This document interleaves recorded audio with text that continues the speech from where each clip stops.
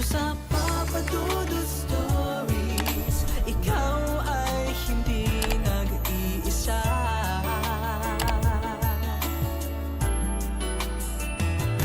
Dito sa Papa Dudut Stories, may nagmamahal sa'yo.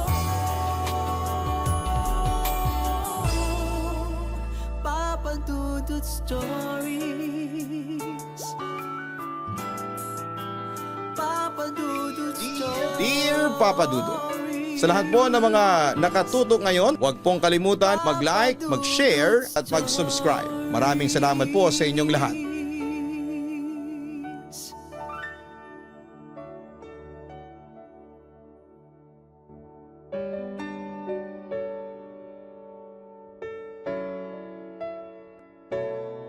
Magandang araw po sa inyong lahat. Tawagin niyo na lamang po ako sa pangalang Myra ng Barangay Papaya sa bayan ng Tingloy sa Batangas. Meron sana akong gustong ibahagi sa inyo na kwentong naranasan ko mismo at bahala na kayo kung paniniwalaan ninyo ako o hindi. Papadudot OFW ang mga magulang ko.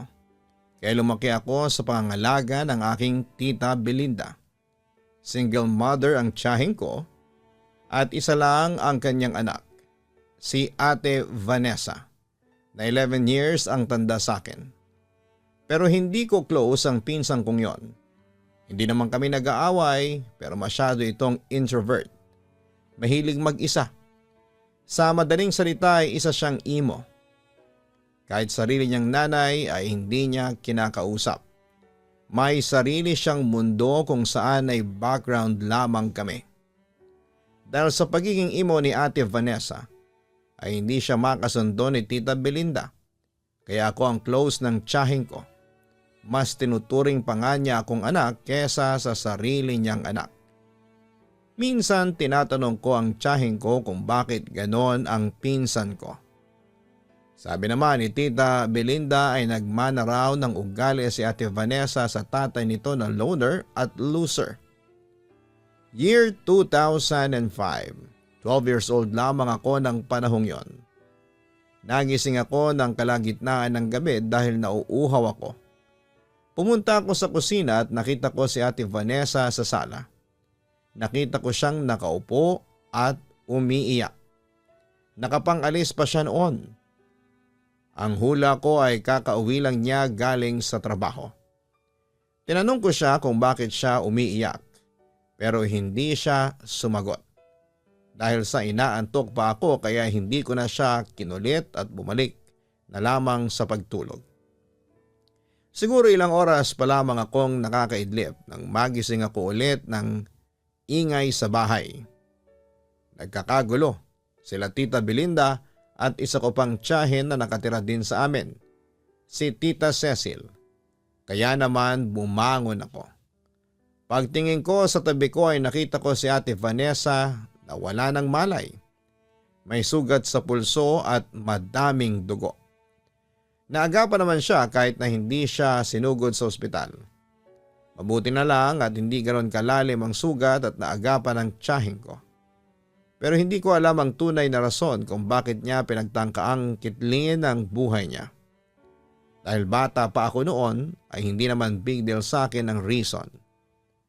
Pero hindi pala yon ang huli. Sa mga nagdaang taon na ilang beses niyang pinagtangkaang kitlin ang buhay niya.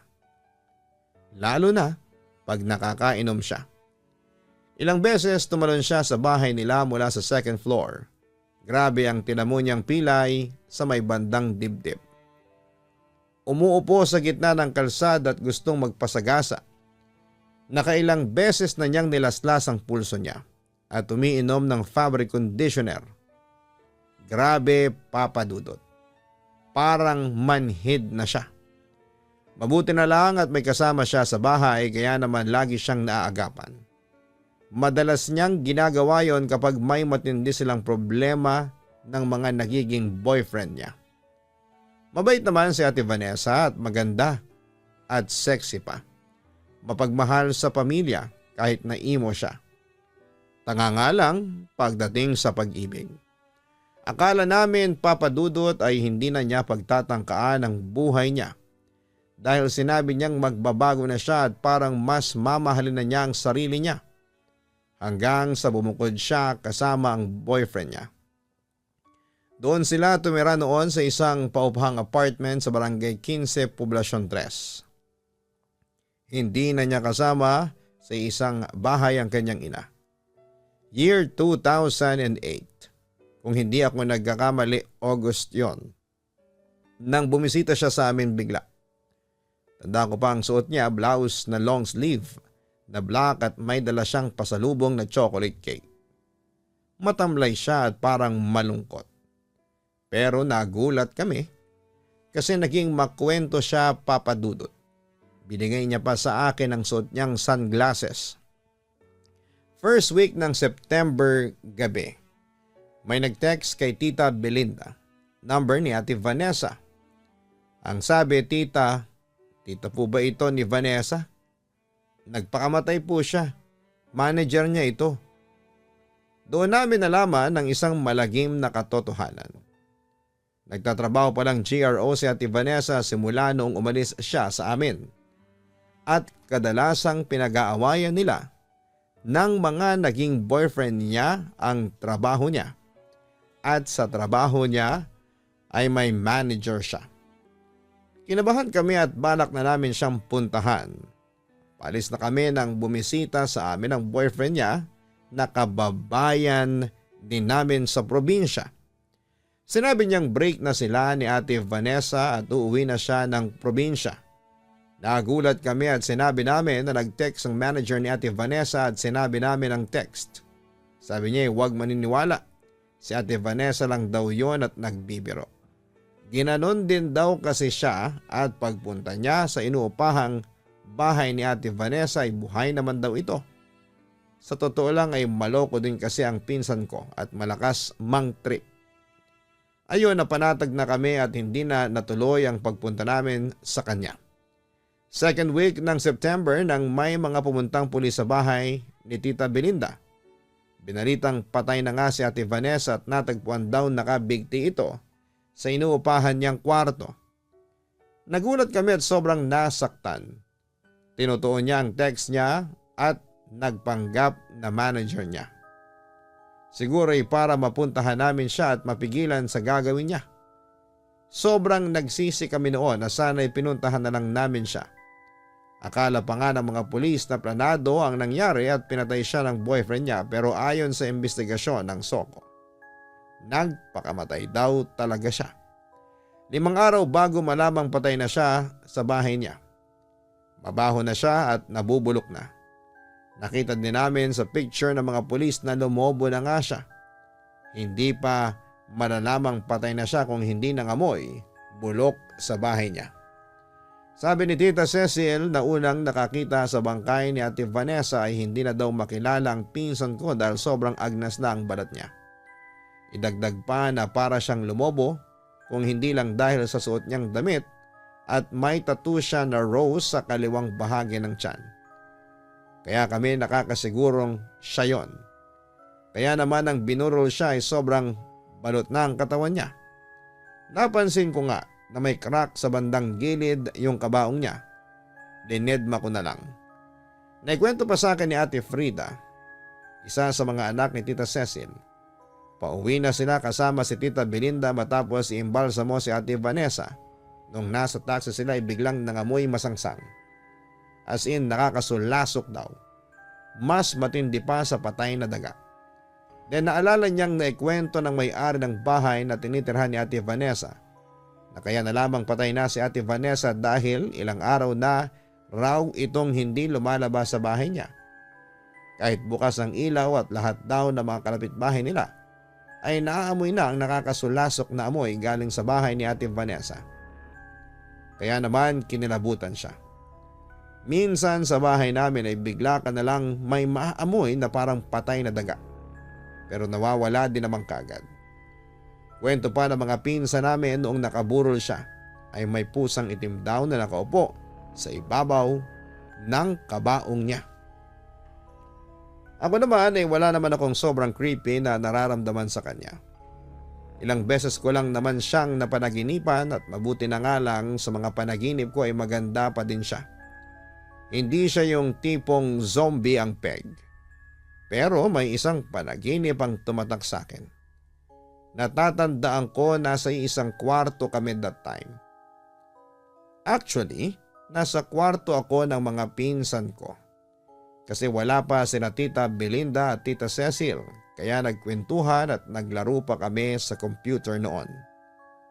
Madami kami, hanggang sa naisipan kong humiga dahil sa inaantok na rin ako. Actually, hindi ko sure kung panaginip, nakahiga lang kasi ako pero nakakaramdam na ng antok. Nakikita ko pa din ang mga pinsan ko sa kanya-kanya nilang ginagawa.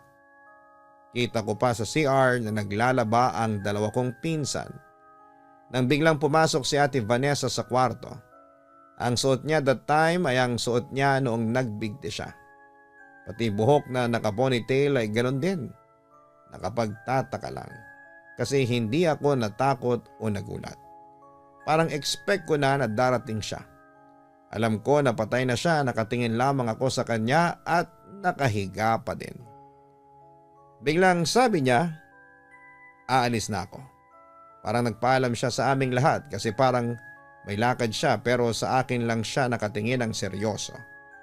Napansin ko na parang may dala siyang payong.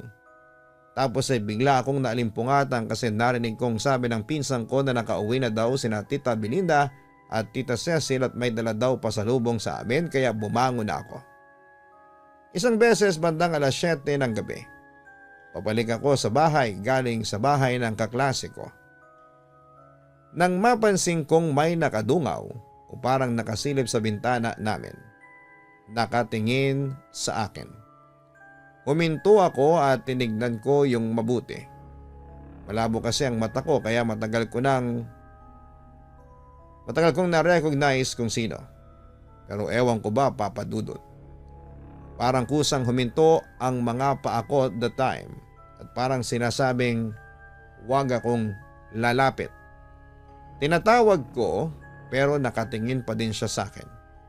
Bigla akong kinabahan at kinilabutan kasi ang pagkakaalam ko na walang tao sa bahay namin dahil noong hapong nagpaalam sina Tita Belinda at Tita Cecil na aalis sila ng bahay para bumisita sa kamag-anak namin sa Barangay 15, Poblacion 3. Yung mga pinsan kong anak ni Tita Cecil ay mamaya pang gabi ang uwi noon galing sa trabaho. Kaya pinabuunan ako ng susi para pagdating ko galing sa eskwelahan ay makapasok kaagad ako sa bahay. So yun na nga, hindi nagtagal ay na-recognize ko yung babaeng nakasilip, si Ate Vanessa. Sa sobrang takot ko, hinila ko ang pinsan ko at tumakbo ng mabilis pabalik sa bahay ng kaklase ko. Pero ang pinaka may malupit na karanasan ay si Tita Belinda. Kinuwento niya sa amin. Kakauwi lang niya galing sa labas, gabi na noong mga sandaling yon. Bad trip siya kasi walang kuryente at lahat ng pamangkin niya ay wala sa bahay. Nagugutom pa siya. Kaya naman naisipan niyang kumain kahit na walang kuryente. Kahit papano naman daw ay may ilaw na nanggagaling sa buwan mula sa bintana. Papunta na siya sa kusina nang may nakasalubong siyang babae na mahaba ang buhok. Naramdaman pa niya na dumampi ang buhok nito sa braso niya. Pinilit niyang huwag matakot at hindi na lang pinansin. Alam naman daw niyang ang anak niya lang yon. Umupo na siya sa lamesa at magsisimula na sanang kumain. Nang bigla niyang naramdamang may umupo sa tabi niya. Hindi na niya kinaya at tumakbo na siya palabas ng bahay nila na kumakalamang tiyan.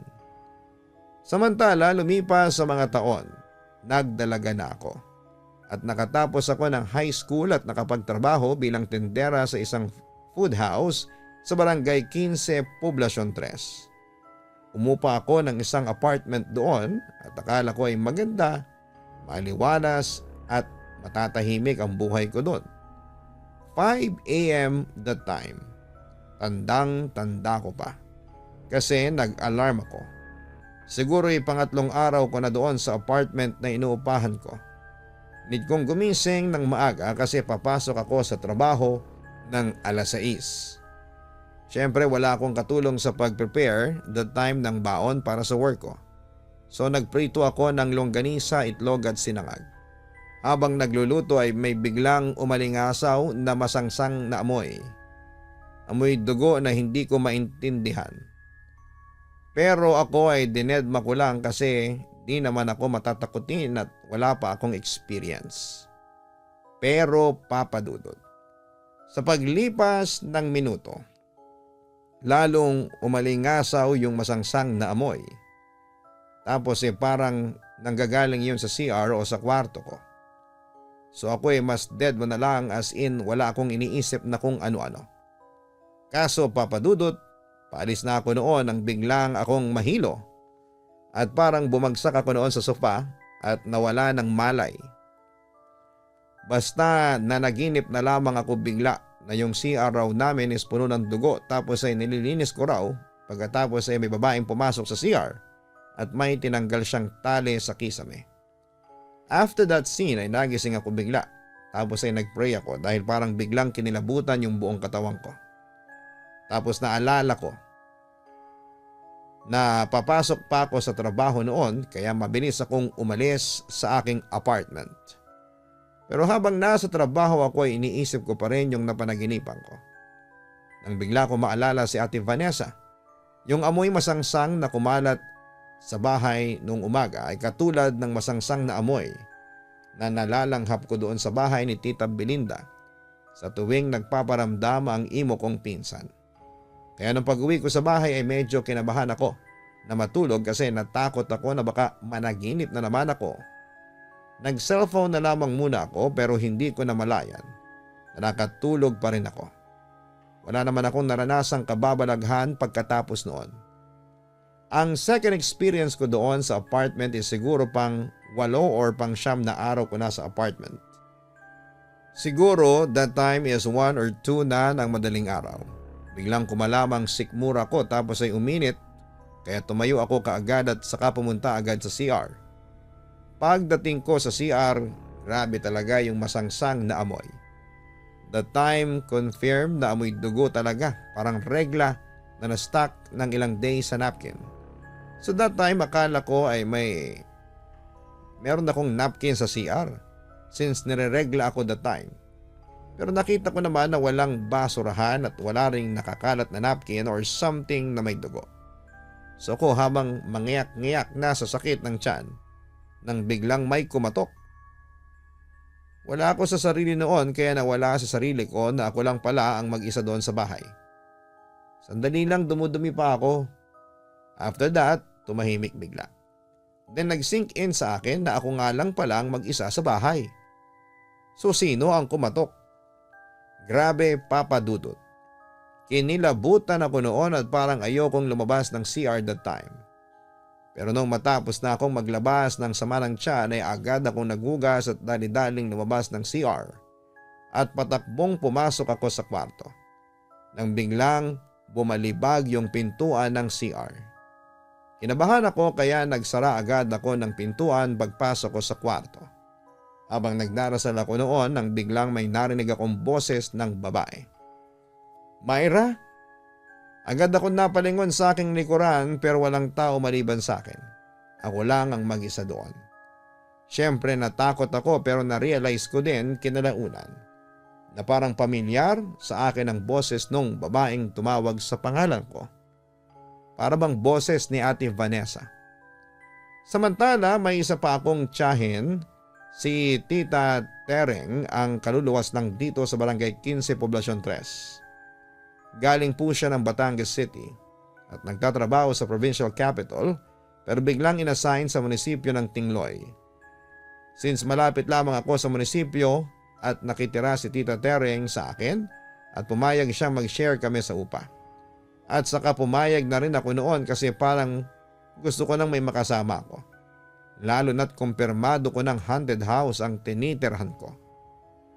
Isang beses tumawag si Tita Belinda sa akin at nagpaplano daw siyang bisitahin kami ni Tita Tereng sa unang pagkakataon dito sa Barangay 15 Poblacion 3. Habang kausap ko ang tiyahing ko, bigla na lang may naramdaman akong humawak na malamig na kamay sa balikat ko.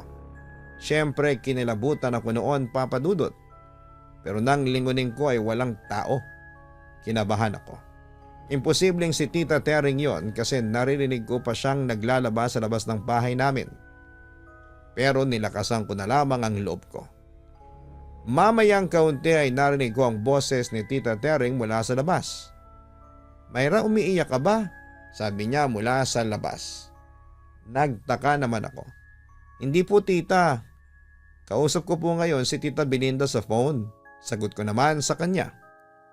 Sino yung narinig kong umiiyak? Para nanggagaling sa kwarto mo, sabi ulit ng tiyahing ko. Kinabahan ako noon, Papa Dudut, at mas lalo pa akong kinabahan nang muli kong malanghap ang masangsang na amoy ng nabubulok na dugo. Para bang nanggagaling sa likod ko. Nang lingunin ko yon ay napatingin ako sa kisame at doon ay tumambad sa akin ang isang imahe na hindi ko akalain na makikita ko. Isang babaeng nakabigti. Naagnas ang buong katawan. Ang nakakatakot ay nakatingin at nakangisi pa ito sa akin. At alam nyo kung sino yon? Walang iba kundi si Ate Vanessa.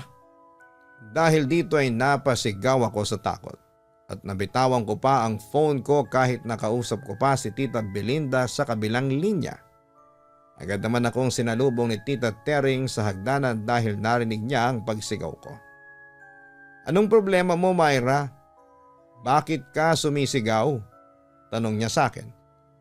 "Tita, si Ate Vanessa nasa kwarto ko. Nakita ko siyang nakabigti sa kisame pero nakatingin siya sa akin." Natataranta kong sagot. Agad namang umakyat si Tita Tering papunta sa kwarto ko pero ilang saglit lang ay napasigaw siya sa takot. Tapos ay nakita ko na lang siyang natatarantang bumaba sa hagdanan. "May multo nga sa kwarto mo. Halika't umalis na tayo dito." Sigaw ni Tita Tering sa takot at hinila niya ako palabas ng bahay. Habang nasa labas ng bahay kami ay napatingin ako sa bintana ng kwarto ko. At doon ay nakita ko nakasilip si Ate Vanessa at nakatingin ito sa amin. Kinagabihan, sinamahan ako ni Tita Tering na kunin ang cellphone ko at ilang unan at kumot at doon kami natulog na lamang sa sala. At pagsikat ng araw kinabukasan ay dumating naman si Tita Belinda. Nanlalaki ang mga mata sa amin. "Bakit dito ka nangupahan, Myra? Alam mo bang dito mismo sa eksaktong unit na ito nagpakamatay si Vanessa? Ito yung apartment na inuupahan ng boyfriend niya dati," sabi ni Tita Belinda sa akin. Nagulat at nagkatinginan kami ni Tita Tering. Hindi kami makapaniwala noon sa mga narinig. Kaya pala pamilyar sa akin yung address. Hindi nga ako nagkamali, ano? Nagpaparamdam si Vanessa sa inyo, usisa pa ng tiyahing ko. "Oo, nakita namin kahapon ang anak mo. Tinakot niya kami ni Myra," sagot naman ni Tita Tering. "Umalis na kayo dito. Umanap na lang kayo ng ibang tirahan. Kakausapin ko na lang yung landlady ninyo para humingi ng permiso para magpamisa sa loob ng bahay para na rin sa ikakatahimik ng kaluluwa ng anak ko. Basta umalis na kayo dito," wika pa ni Tita Belinda. Pagkatapos noon, Papa Dudut, ay sinunod ko na yung sinabi ni Tita Belinda. Agad ako naghanap ng bahay na matitirhan, butit nakahanap kaagad ako malapit sa parokya ng San Roque. Sa kabilang banda ay napapayag naman ang may-ari ng bahay na magsagawa ng pamisa sa apartment na yon at dumalo lahat ng mga kamag-anak namin. Kasama na syempre ako. At parang doon na nahinto ang pagpaparamdam ng pinsan ko sa amin. Sa ngayon ay alam ko pong nasa peaceful na lugar na si Ate Vanessa. Matagal na po siyang hindi nagpaparamdam at feeling ko ay okay na po siya. Lagi ko naman siyang pinagdarasal at nakatulong yon para maging mapayapa ang espiritu niya. Alam kong hindi siya aakyat ng langit at andito lamang siya sa lupa pag-alagala. Guys, huwag niyo po sanang kakalimutan ang mga pamilya nating yumao at lagi natin silang ipagdasal. Muli hanggang dito na lamang at maraming salamat at isang magandang araw po sa inyong lahat. Lubos na gumagalang, Myra. Sa kwentong ito ay pinatunayan na mahalaga po ang mental health. Kung noon pa lang na nakikita na nila si Vanessa na may suicidal thoughts, sana ay dinala nila ito sa mental institution para masuri ng mga psychiatrist o kaya naman ay mga espesyalista. Kung naagapan nito, malamang buhay pa ngayon si Vanessa. Kaya mga ka-online natin, hindi biro ang sakit ng pag-iisip, no? Marapat lamang na pinapahalagahan natin ang ating kaisipan at utak. At huwag mahiyang lumapit sa mga doktor kung ikaw ay nakakaranas ng hindi maipaliwanag na kalungkutan. Consult a psychiatrist. Hindi porket nagpakonsulta ka sa psychiatrist baliw ka na. Tigilan po ang ganong klase ng stigma. Magpakonsulta tayo sa psychiatrist para masiguradong malusog ang ating kaisipan at maging magaan ang ating pakiramdam.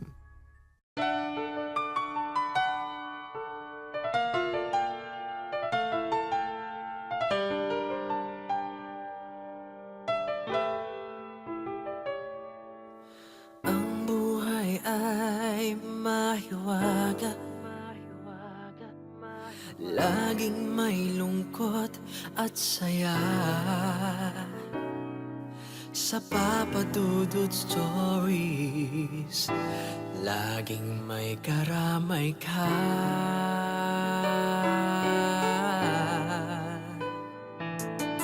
Mga problemang kay bigat, dito ay pakikinggan ka. Sa Papa Dudut Stories, kami ay iyong kasama.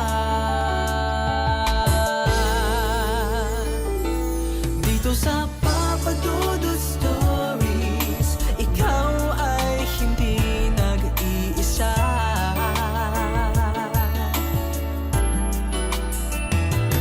Dito sa Papa Dudut Stories, may nagmamahal sa'yo.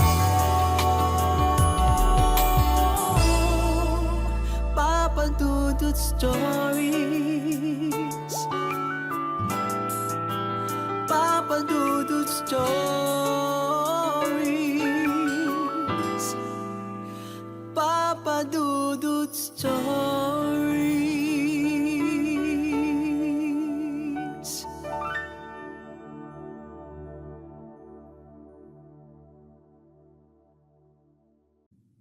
Matakot, kabahan sa mga kwentong nakakagimbal sa Ka-Istorya YouTube channel with daily post at 7 p.m.